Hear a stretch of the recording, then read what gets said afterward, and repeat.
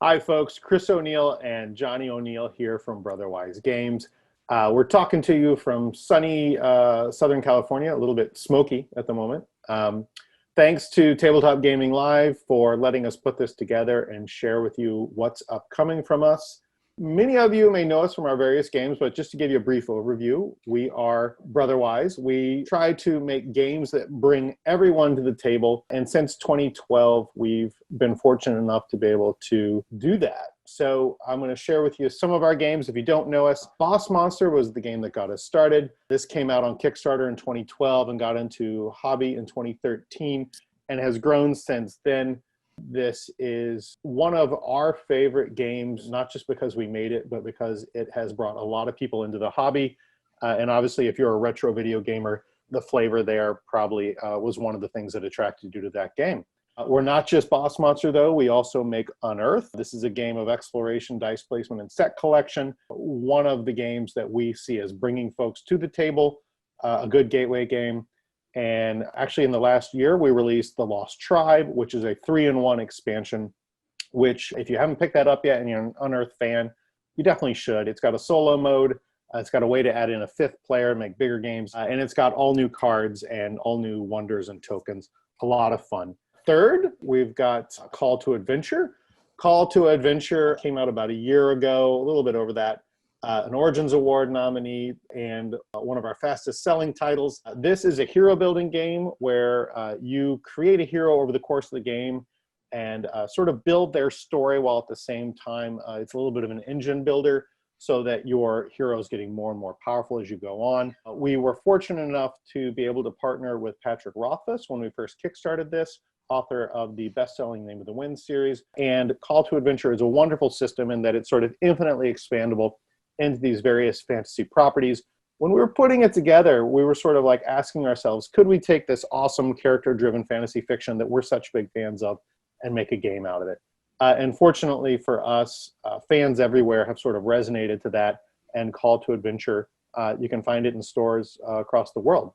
Johnny's going to talk a little bit now about some of our upcoming releases.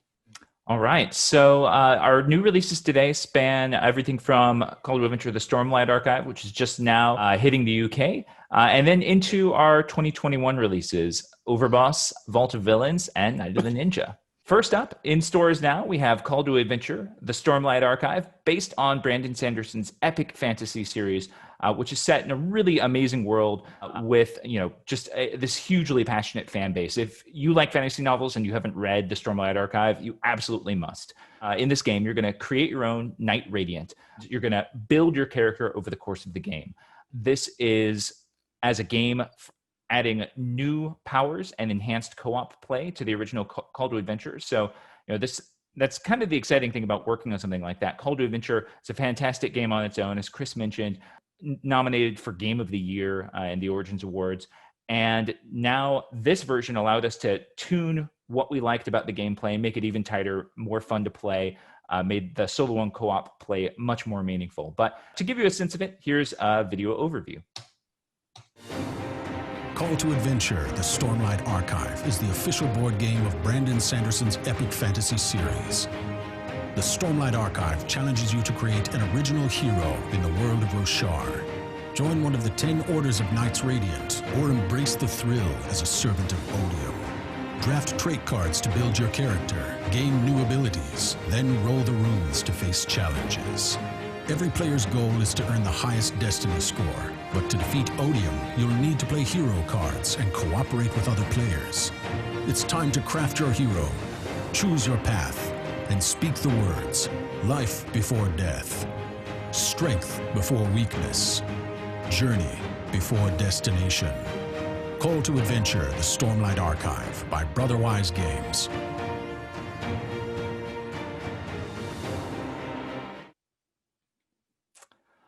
All right, so as you can see, over the course of a game of Call to Adventure, you're building a character. Here's a look at what a completed character tableau might look like. A warrior who was trained by a master and ultimately became an edge dancer. Along the way, you face challenges, and every time you face a challenge, there's two paths you can take. And depending on which path you take, for example, face a shard bearer, do you battle a bright lord and increase your tragedy score, but also your dexterity runes? Or do you earn a shard, a slightly more difficult path that gives you a radiant icon and a strength icon? Along the way, you've got hero cards like the Next Ideal that you can play. You're casting runes instead of rolling dice. So there's a lot about this game that's really fun, really unique, and that people have responded to really well. A really cool thing about working on this as just a fan of this world was the chance to partner with phenomenal artists like Pitar Penev, Art Dem, and many others who created more than 150 illustrations set in this world. We've heard from a lot of people who aren't even tabletop gamers, but pick this up just because they want to be able to look at these cards and see these awesome illustrations. As Johnny said, the Stormlight Archive is actually already in stores. It is just one of the games we've got upcoming. Overboss is the next one. So Overboss will be coming out in January. This is a boss monster adventure. So if you're a boss monster fan, there's going to be some 8-bit aesthetic to this that you appreciate, but it is an all-new game. It's a totally different mechanic system. It's actually a tile-laying game where you play one of a number of bosses competing to sort of take your empire into the overworld, the world above your dungeon, and see if you can conquer that world and claim your crown as the overboss. So it's a simple mechanic, but with a lot of sort of interesting spins built into it, a lot of variety, just really a lot of fun. For years, they've lurked in their dungeons, vying for the title of Boss Monster. But a call has gone out, summoning them from their dark layers into the light. There's a whole new world to be mastered, a deadly overworld of dark forests, putrid swamps, eerie graveyards, menacing orc camps, and perilous caves. Which mastermind can bend this world to their will? Which monarch will raise the deadliest army of monsters? Which villain will build the most powerful map? Who will be crowned Overboss? Really great VO in that video, by the way, Chris. Loving it. I don't know who that was, but I hope we're paying them a lot. So this one was kickstarted. It was a terrific Kickstarter. A lot of really positive response, both from backers and from reviewers out there. We were able to double the original size planned for this game. So we doubled the number of tiles, we doubled the number of tokens, we added in another player. That Kickstarter really helped this take off. Currently this is available for pre-order on BackerKit, so you can look for Overboss there. So that's Overboss. As you can see, there's just an immense amount of game packed into this. Bosses each have their own boss card, which has a special scoring power and a secret ability. We've got those command cards, which let you control what's happening on your board and manipulate other people's boards. There's a solo mode that got added in. There's just an immense amount of game here packed into a $45 box. So again, coming in early 2021, whether you're a Boss Monster fan or not, you're going to want to check this one out. And if you're a Boss Monster fan, you'll be excited by Vault of Villains, a new expansion coming in January. Vault of Villains features more bosses, of course, more mini bosses, more coin rooms, which build on the coin rooms introduced in Rise of the Mini Bosses, and more mayhem overall. So this is, however you play Boss Monster, a version of the game that is going to just dial up the excitement and the fun. And we really call this one expansion to unite them all, because it's a link between every set we've ever made. If you want to add mini bosses to any base game, you can do that. If you want to play with all the mini bosses, you can combine this with Rise of the Mini Bosses in one of the other base sets. You can play it with 5 to 6 players. You can play it with item cards. However you want to shovel together all of your Boss Monster expansions, this really fills in the gaps and gives you the most diverse, exciting experience possible. So that is coming out early next year alongside Overboss, shipping to Kickstarter backers at the same time, and then hitting stores in January. So we're going to talk about one planned release and then a couple teasers. So coming in March, we have Night of the Ninja. One of the best parts of being in this industry is getting to work with your heroes. Justin Gary is one of our favorite designers. He's also an amazing guy. And there he is. There's look at that handsome man. What a good looking guy. He's the designer of Ascension and Shards of Infinity, as well as many other games. And he came to us with this spin on social deduction, which we really loved. In Night of the Ninja, you belong to a house. Your house shows your rank and your allegiance. However, you only know your allegiance. You don't know anyone else's at the table. You don't know who's friend or foe. So each round you have 2 ninja cards, and the ninja cards provide your role. Some of them provide information, like you're able to spy on a player and see whose house they belong to. Some of them provide actions like the Shinobi, where you're able to take that player out and reduce the number of ninjas at the table. Your goal, of course, is to assassinate your foes while keeping your friends alive. But that's the trick. It's hard because what matters is who the highest ranked survivor is. So it's really neat. There's lots of quick turnaround. There's lots of backstabbing. Even though you play as a team, at the end of the game, only one ninja can win. So you will eventually have to turn on your friends to become the greatest ninja.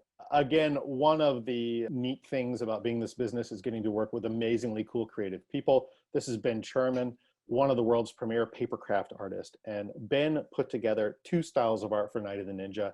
The first being these amazing shadow boxes, which you can see here. Each of the cards in the game is actually a shadow box that's been constructed of multiple layers of paper. Let's see it happening right here.